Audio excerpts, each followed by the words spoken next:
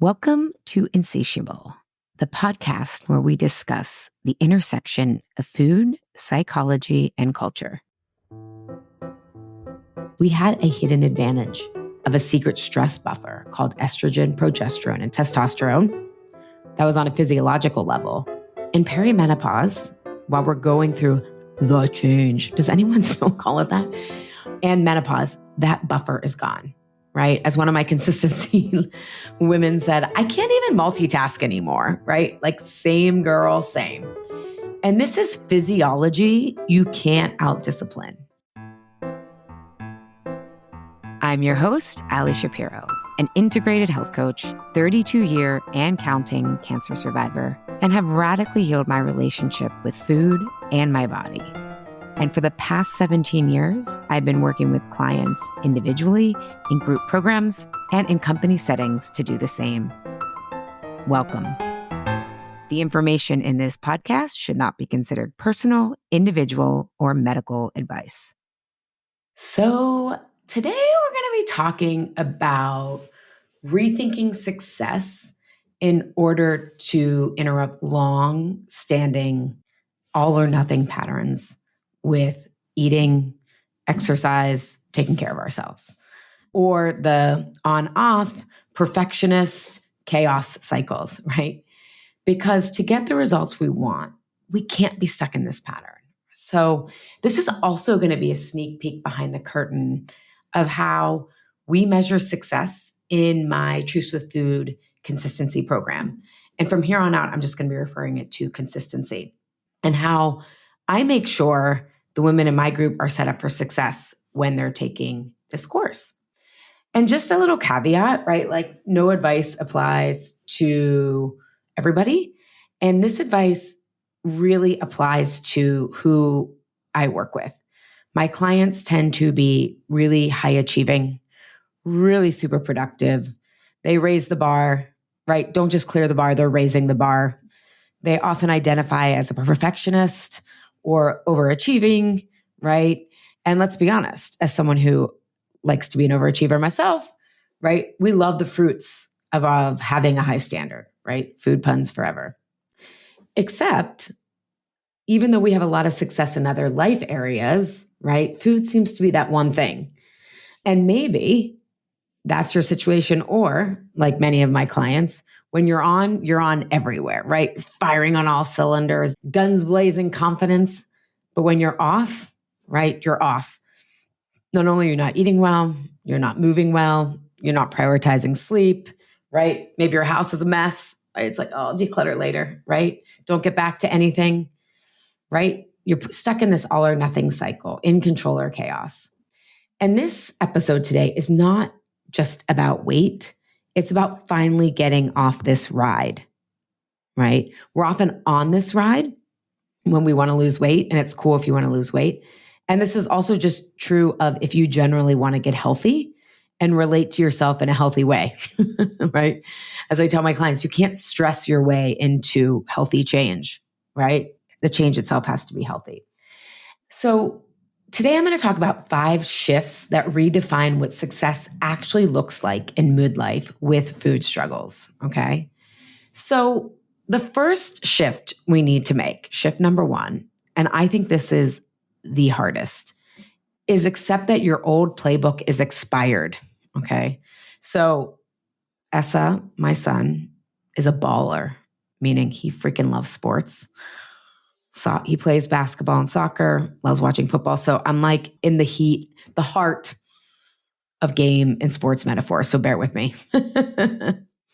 So here was maybe what the old game looked like. When you were younger, the scale went up, you could rally, right? You could lose that same 20, 30, 50 pounds that seems to come and go, right? Although usually each time we lose and gain, we gain some back. Or you could out-exercise, outwork how much you were eating, right? And I've gone through all these stages, right? Or if all of a sudden you're like, oh my God, my sugar's out of control, I'm going to just cut out sugar altogether. And you could schedule the time to find natural sweetener alternatives, cook, and, deal with like the detox, right? Of a couple of days of when you're getting off sugar. Essentially what I mean is your strategy was find a plan, nail it, right? It was the school equivalent of getting an A plus, maybe even an A plus plus. But the deeper truth of what was happening is success was based on someone else is giving you these boxes to check, and you're going to check them to get the gold stars. Okay. And the payoff was real, right? There's a reason we stay in this cycle, right? The payoff could be weight loss. It could be clothes you loved. It could be positive attention. It could be confidence to go get more and more gold stars. Or another benefit, one of my consistency women told me was like, yeah, I also like it took the pressure off my health because I was like, I'm doing what I need to be doing, right? And that's true. That feels good when it's like, okay, I'm doing what's mine to do. And so there's no shade around this, right? I live this myself. It's really fun to succeed. But here's the thing that we don't know when, for me, even though I started Weight Watchers at 11 and it worked for a little bit, but not for a long time. The reason it worked at 11, I also went back at 19. I also went back, I think at 24 and other diets or other let's gear up approaches, trying to get an A plus on other plans. The reason it worked is we had a hidden advantage of a secret stress buffer called estrogen, progesterone, and testosterone. That was on a physiological level. On a lifestyle level, you have more energy when you're younger, right? You also tend to have less responsibility. It can feel like you have more responsibility. I remember having many existential crises around, would I find someone? Am I going to find a career I like? How am I ever going to lose weight, right? But objectively, I had less responsibility, okay? So our time and our energy were more our own, right? You could gear up and push, at least in the short term, right? And for some of the clients in consistency, this actually, that kind of like over exercising, overeating really worked until perimenopause or menopause. Okay. But for many people like me, it only worked short term. So what changed in perimenopause while we're going through the change? Does anyone still call it that? And menopause, that buffer is gone, right? As one of my consistency women said, I can't even multitask anymore, right? Like same girl, same.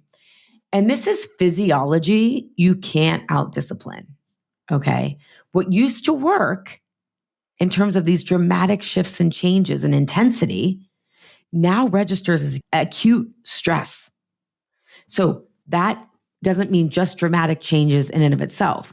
Going from, perfect eating where you're not eating a lot to like binging, both register as extreme stress as well as the shift and change from, okay, I'm just going to kind of eat normal to I'm on and I'm off.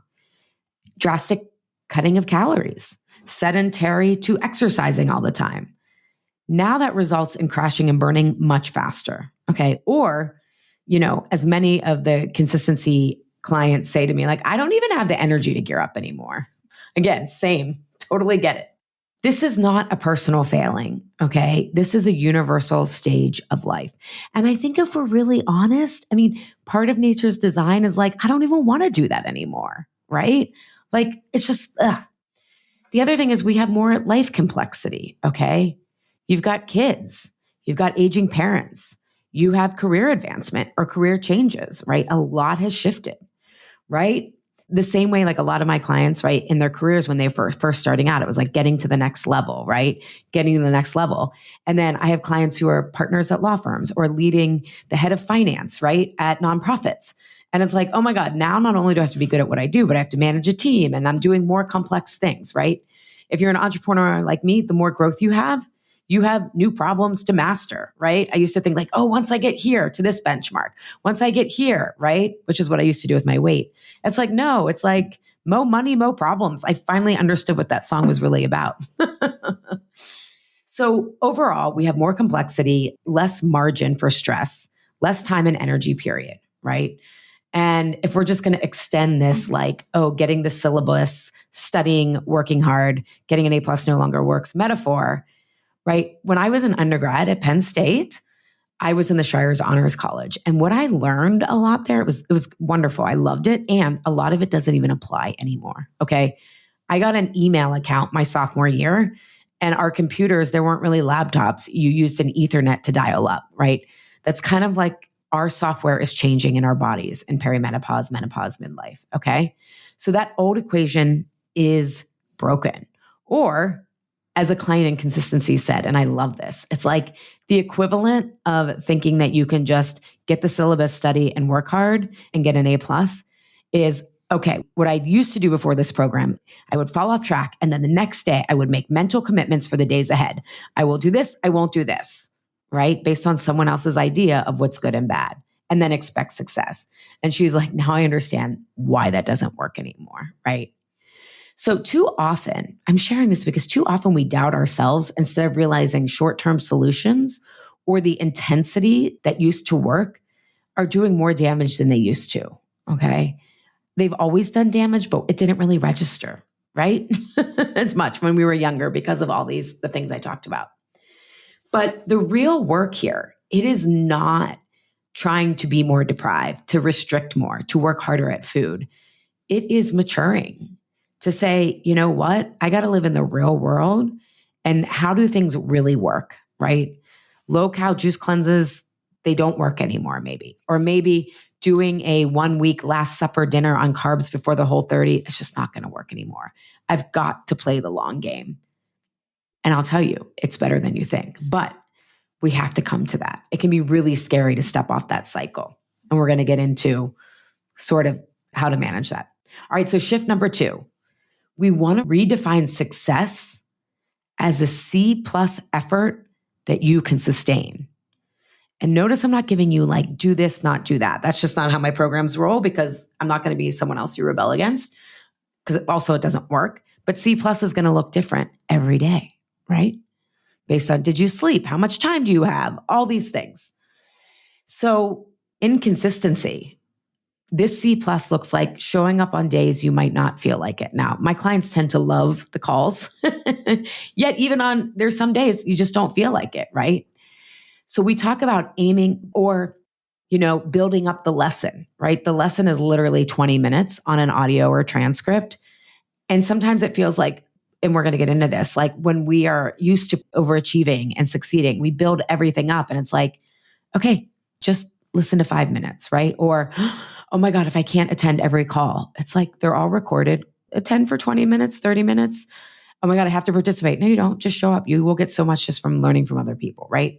So we want to aim for the C+ you can sustain, not A+ for 2 days before burnout. Now, before you shut this off in disgust, right? A lot of my clients, when I say aim for C+, they have 2 feelings. The first one is ick. And if they stay with that, like disgust, the disgust of imperfection, right? But if they stay with themselves, there's also relief. It's both, right? Because the relief comes from a body truth, universal truth. Slow and steady has always won the race, right? If you think about the things in your life that you've had the most success at, right? And have been the most meaningful, you had to stick with it for the long haul, right? Now, for a lot of my clients, that's their career because they were, good in school. I mean, some had trouble in school, right? I don't want to like typecast everyone, but they are good at being good, right? And so the areas in their life that they've had confidence in, no problem hanging on this learning curve, right? Able to bounce back. But the areas of our life where we've struggled, like food and body, which I think most people in midlife have had some struggles with that, it can be easy to just take ourselves out of the game when things get imperfect or hard.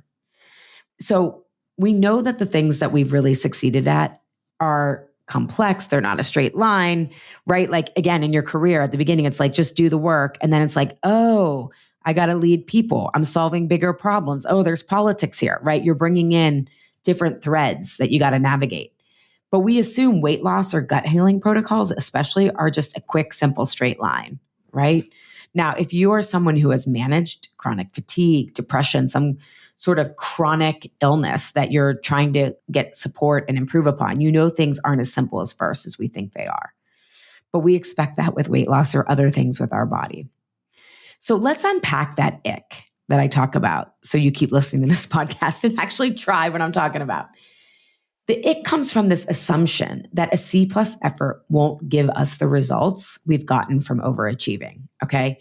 So C+ feels like resignation, I'm going to have to lower the bar. I'm not going to reach my goals. I'm not going to get what I want. But it's not. C plus is not resignation, it's strategy. Okay. And here's the thing. I was talking earlier about building things up, right? Because what we often think of is we're building something up to raise the bar and clear the bar. We think what we're doing is a high jump. If I can just get over this, it's all downhill, right? It's not a free fall, but downhill. But that is not the race we're running anymore, okay? We are running a marathon with smaller hurdles, okay? So we are just playing a different game. There's smaller bars and they're different as you go into the distance because you're not just trying to gear up for 30 days or for a certain period of time. Like you're actually learning how to sustain healthy habits. This is about stamina and distance, not one perfect jump.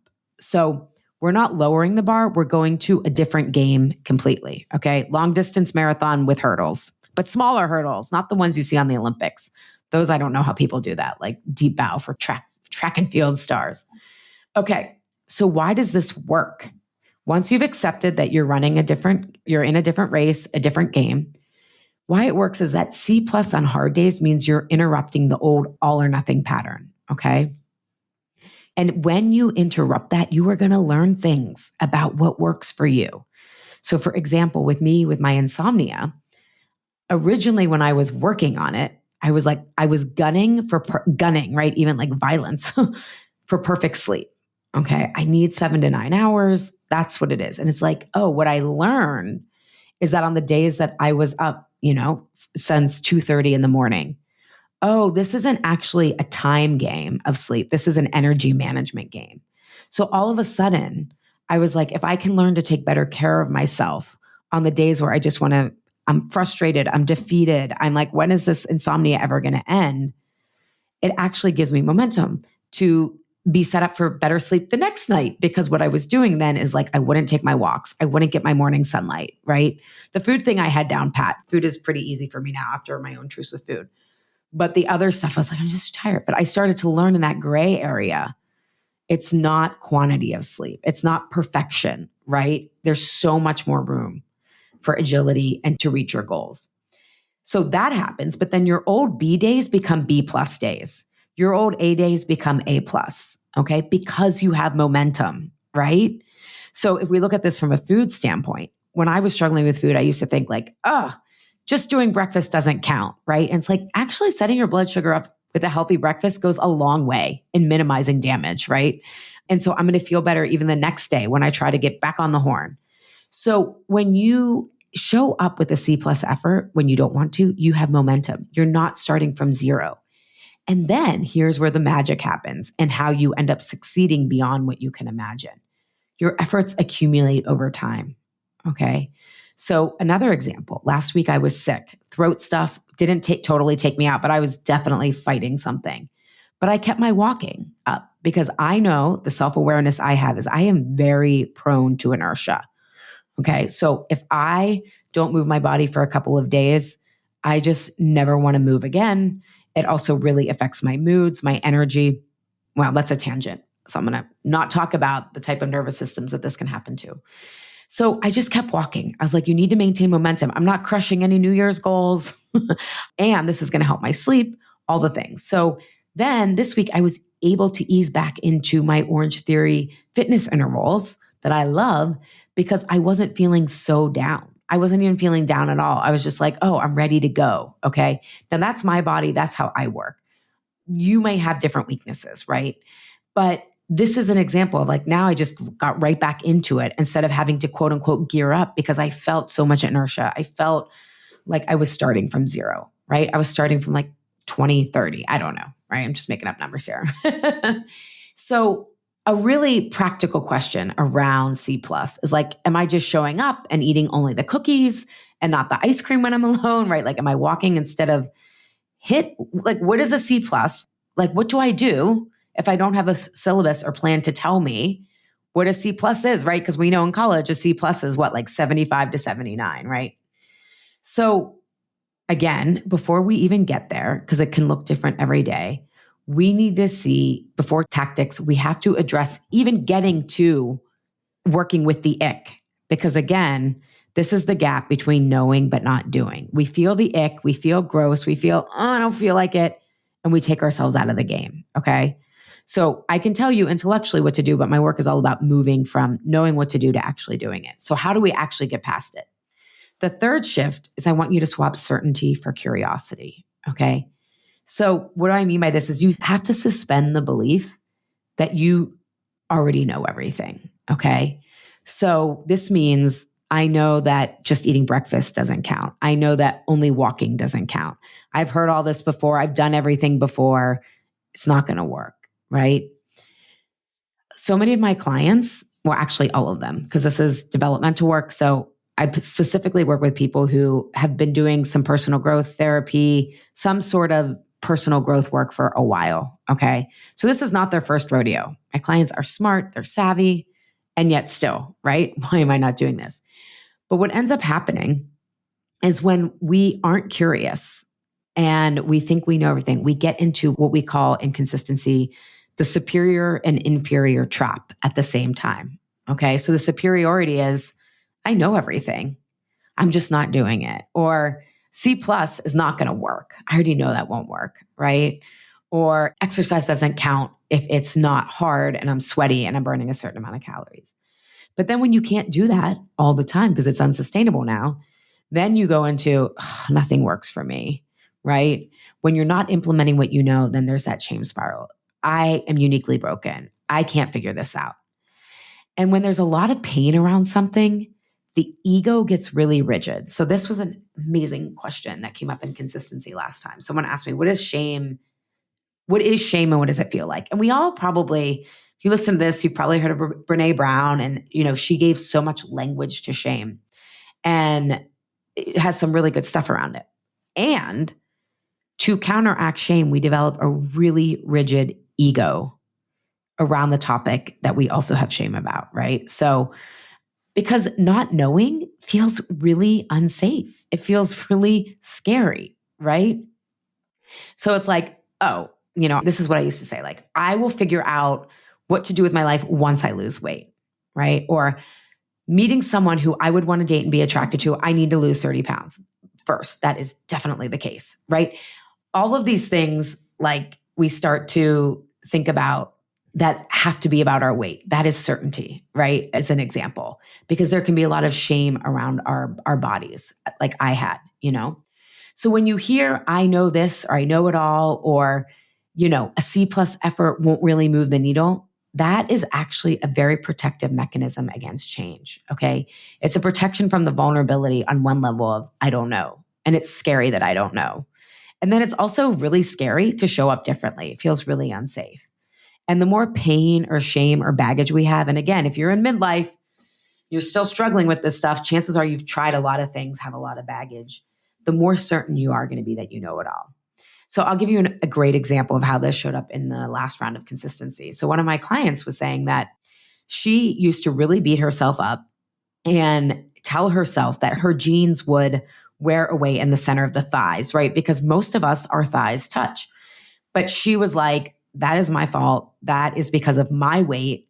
And if I ever wanted to, wear jeans that are comfortable and don't wear out, this is about weight, right? And then she ends up talking to her daughter-in-law, who is rail thin, and finds out she has the same problem with jeans. Her jeans wear away in the center, right? And all of these years, she was certain that it was her weight. Certain it was her weight. It happened, right? Whereas, oh my God, it happens to everyone. I don't have to take shame on about this, right? So we tie so many things to our weight that aren't our weight. So what we need to do when we catch ourselves, and this is what I talk about, deepening self-awareness, right? When we catch ourselves with, I know this, it's not going to help, I've already done this before, right? We want to crowd out that certainty with curiosity to allow for the moderate middle, right? So that's in between. I already know this, it's not going to help. C plus isn't going to work. This disgust I feel is about myself and my body, to I do know a lot and I'm still missing the how to go from knowing to doing. Maybe there's more layers to this, because let me tell you, there are. I've been unpacking it for 19 years. So there are, okay? So that's how you can start to be onto yourself and self-aware. Oh, I'm doing this because I feel unsafe around imperfection. Okay, so shift number 4. And that unsafety is like, this isn't going to work, right? There's risk in doing things at a C+. Shift number 4, measure momentum, not perfection. So the truth is, if we're being really curious, we need to value momentum over perfection, because the reality is you don't actually know what works yet.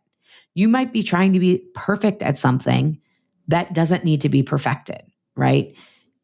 Perfecting your working out, going to 3 grocery stores, making all your meals on Sunday, having all your meals prepared.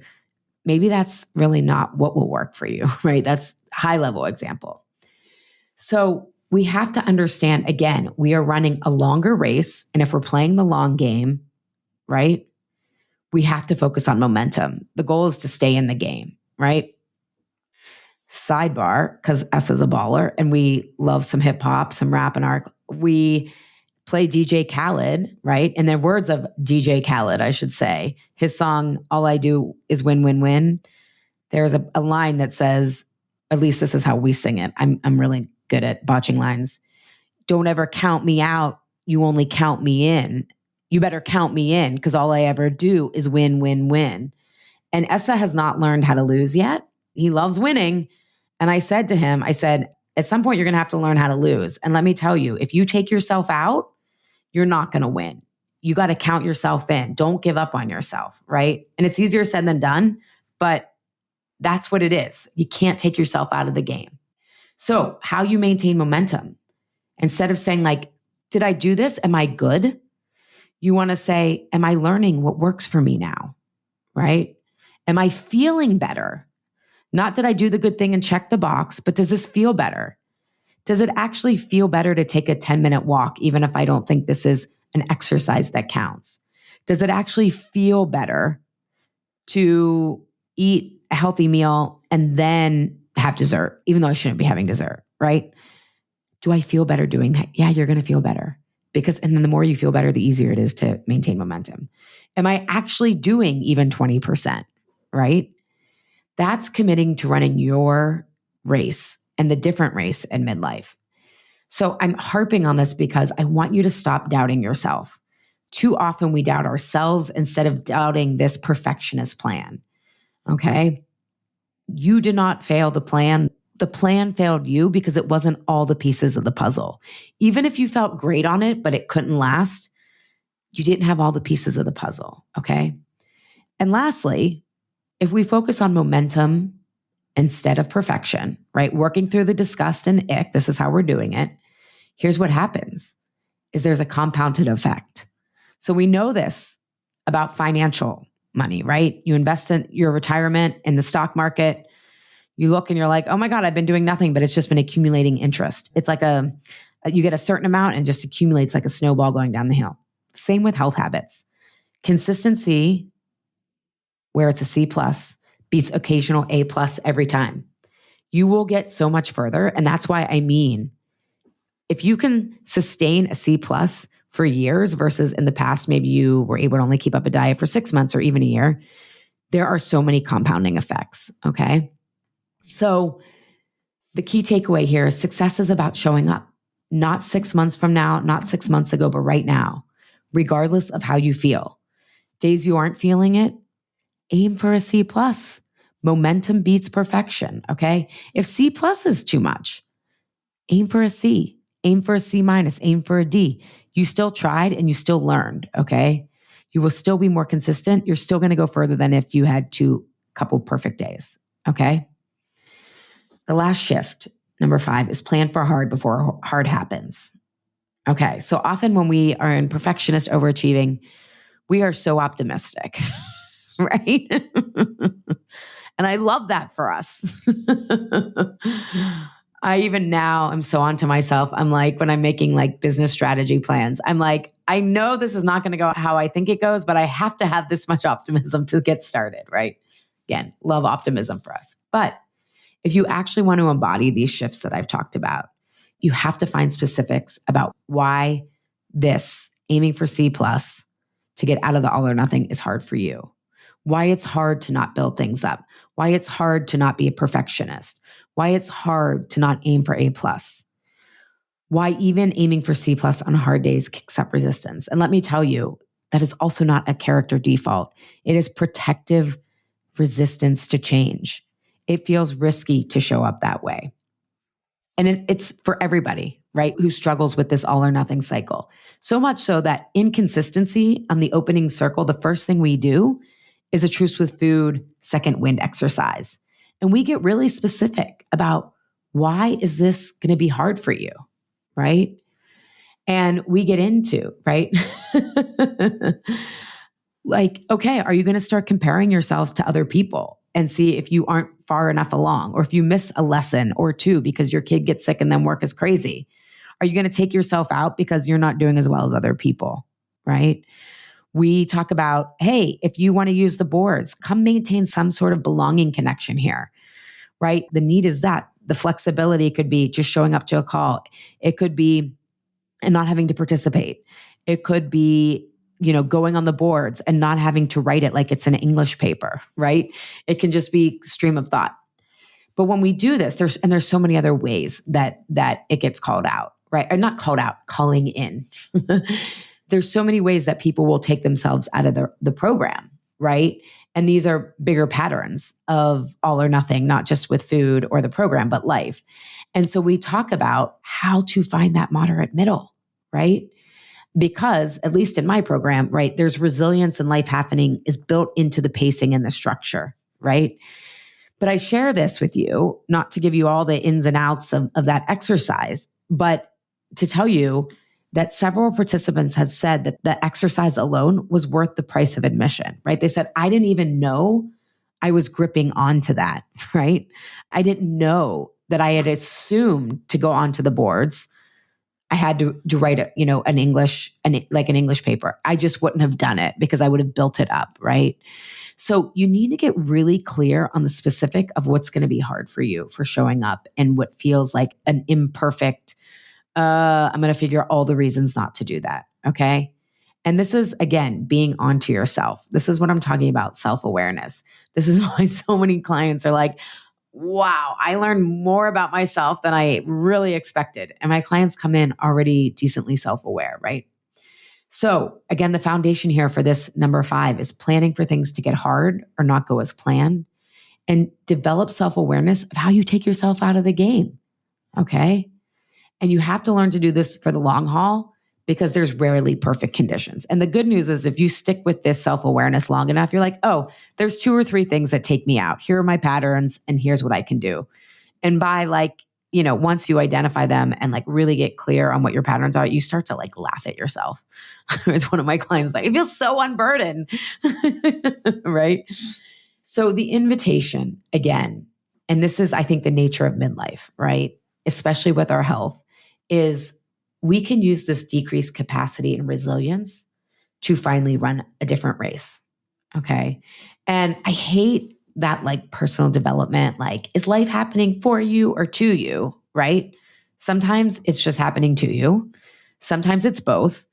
And we can look at our decreased capacity, energy, stress buffer as happening for us, to really get real about, okay, what's going to work for me so that I can take care of this, live a healthy, long life, or at least live as well as I can with the time I have. And we have to get real that short-term solutions usually never really worked anyway. Or if you were able to maintain that kind of over-exercising, overeating thing until menopause, it's time for a new way forward, okay? And I promise you, long-term consistency can take you further than you can imagine right now. Okay. So one more thing. It's really easy to skip over the let's plan for it to be hard. Okay. Emotionally and mentally. But if you skip this step, nothing else matters. And it's also easy to skip this step because a lot of people will sell you on things to bypass this. And if you want transformational, sustainable change, meaning real change that lasts in better ways than you can imagine, you're going to have to address this. Otherwise, you're going to stay in the same all or nothing cycle. Okay, so a quick recap. Shift number 1, your old playbook is expired. We can't expect it to work. Don't doubt yourself, doubt the playbook. Shift number 2, your C+ effort will beat A+ burnout every time. Shift number 3, to start to actually welcome this idea of C+, swap certainty for curiosity. You don't know it all. You aren't beyond broken. You can still change. You don't have all the puzzle pieces. Shift number 4, measure momentum, not perfection. The compounding effect is real. And, it just came to me. We don't have to just use financial examples. Think about relationships, right? Relationships that the more time you spend, the more history, right? They just get richer and richer. That's a theme through food, habit change, everything. Shift number 5, plan for hard before hard happens. We got to get out of this fantasy thinking one day there's going to be perfect conditions. If you skip this, nothing else matters. Okay?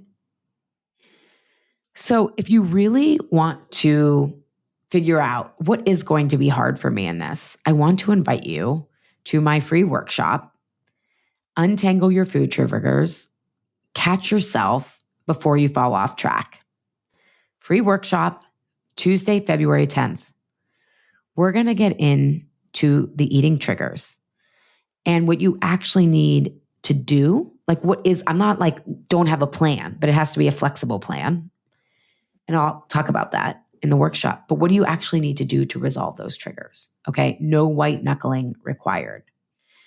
And again, I think what's actually hard and the real work here is understanding what's hard about food really has nothing to do with food. Okay. It's not about learning more about nutrition, not finding better rules you'll rebel against, because those rules don't address the actual triggers. Okay.